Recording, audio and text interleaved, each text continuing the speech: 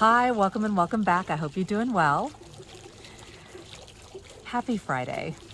It's Valentine's Day weekend and I have not forgotten about you. I hope that you're doing well, first of all, and that your weekend is off to a good start. And I don't know where you are, what space you're in. You can feel free to comment below, but I definitely wanted to offer you some tips, tactics, encouragement, and a virtual hug, and really setting the best intentions for you for this weekend and beyond. And I wanted to talk to you specifically. I haven't had my green smoothie today, so I'm enjoying that right now. But this is burro bananas, dates, cacao powder, Irish sea moss gel, and fresh kale from my garden, and some hemp seeds, and coconut meat and coconut water. So that's what's in here, and it's delicious. It tastes better than it looks. At any rate, I wanted to talk to you about taking off the beer goggles after narcissistic abuse. And I might be dating myself, and it's okay. I can live with that.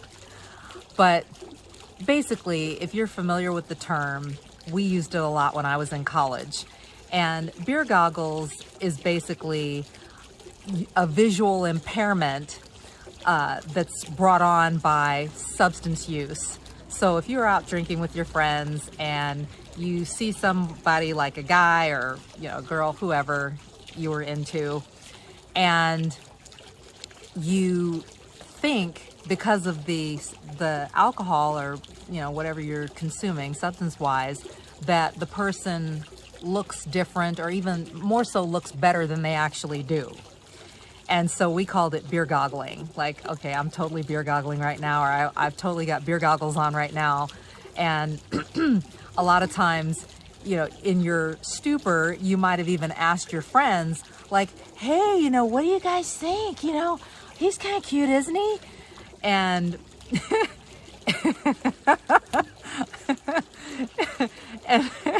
and 9 times out of 10, if your friends were drinking too, oh my God, he's totally cute. You should totally go for him. Oh my gosh, he's totally cute. He totally likes you. And next thing you know, you're walking off with somebody who is completely not who you think they are. They don't look like you think they look. They're not halfway as good looking as you think. And, they're just totally trying to get in your pants or whatever. And you're just under the influence. And a lot of times, you had that walk of shame or just this intense feeling of regret, if you hooked up with the person or whatever. And or maybe if somebody who knew you and maybe who was sober saw you headed in the wrong direction with the wrong person, they might have grabbed you and kind of pulled you back, like, you don't want to go there, or you don't want to go there with that person. Which, God bless those good friends, the real ones. Anyway, beer goggling after narcissistic abuse. Narcissistic abuse and the relationship with a narcissist can kind of mirror or imitate beer goggling that you experienced or may have experienced in college. And a lot of times when you're dealing with the narcissist has you under the influence. It may or may not involve alcohol, but love bombing can create a euphoric effect and can blind you to being able to see who and what is really going on in front of you. And you can get so caught up in your feelings and be led by that, and misled actually into a relationship or a situation that you'll later regret. Also, you have to be careful when you're dealing with relationships, especially new people, because your friends either may not be as good a friend as you think they are, or they may not have your back, or they may be under the influence of what the narcissist is presenting in terms of the false self, the love bombing, and things like that. So you can't even rely even on your friends. They may know you, but they may also be blinded and not be able to see the situation clearly to be able to really give you a good gut level honest assessment of who and what you're dealing with.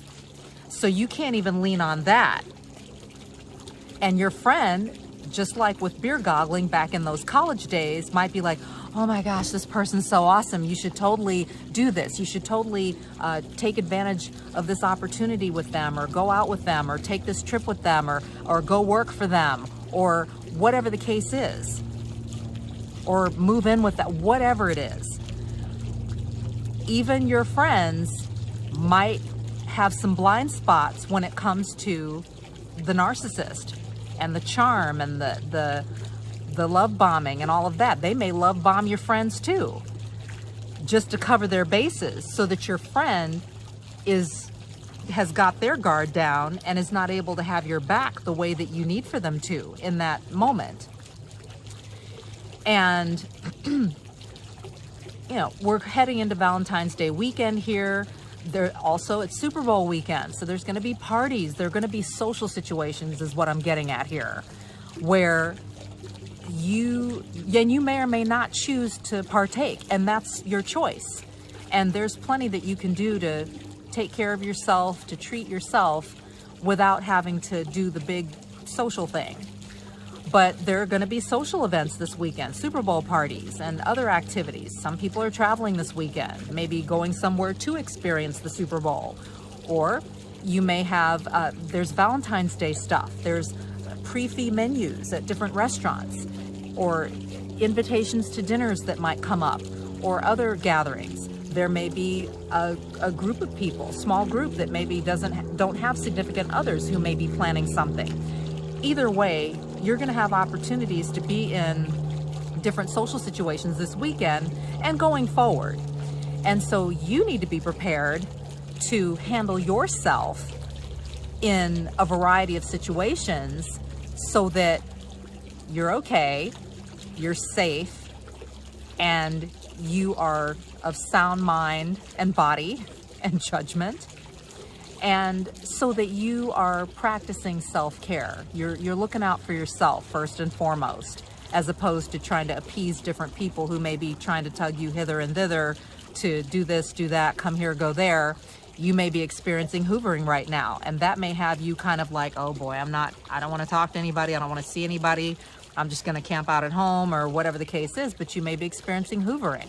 And even still, you want to make sure that you have your wits about you so that you are in a prime position to cut that off, shut it down, and to be able to take care of yourself, enjoy your weekend in whatever capacity you choose to spend it. So, I have a few tips for you based on that comparison and getting rid of the beer goggles after narcissistic abuse, because after all, you already fell for the game once, and you might have even fallen for some hoovers. You don't want to do that again as much as you can help it. One thing that you can do, whether you're by yourself or whether you're in social situations or some other public setting, is to do some self-reflection. Just even to step back and take a pause. It doesn't have to be this long, drawn-out self-reflection or this big journaling session, but you can do some self-reflection. Okay, how am I feeling right now? How am I feeling emotionally?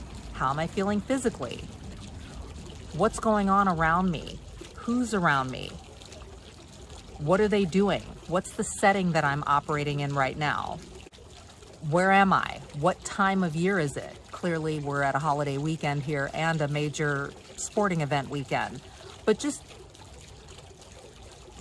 asking yourself those kinds of questions can kind of get you thinking about the situation that you're in, and also it may give you the opportunity to reflect on how you've maybe interacted or acted or reacted in those kinds of situations previously, so that you can go a different direction. The second thing is to do your fact checking, do your background checking. In other words, what? do your due diligence. And this is so key because, like I said, you may be under the influence either from love bombing, or you may have had maybe one too many to drink. But also, the people that you're with may be in the same boat. They may be blinded by love bombing, or someone who maybe looks clean cut and is giving off this facade or this false self, and they can't see clearly as to what's going on. In addition to maybe anything that they may be indulging in terms of, like, say, alcohol, for example, if it's a social situation like that. So you want to be able to do your due diligence so that you know exactly what you're dealing with and who you're dealing with. Thirdly, I want to encourage you to treat yourself well and to stay safe. And specifically, I want to touch on, since I was talking about beer goggles and beer goggling, let's talk about that. Let's talk about alcohol consumption.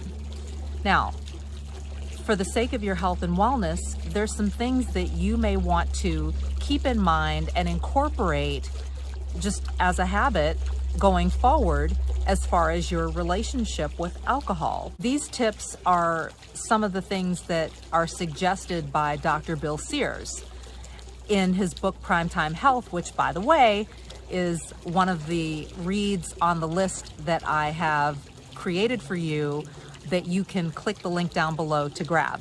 You want to make sure that you're drinking for taste and not necessarily drinking for effect. You also want to know your limits. How much is too much for you?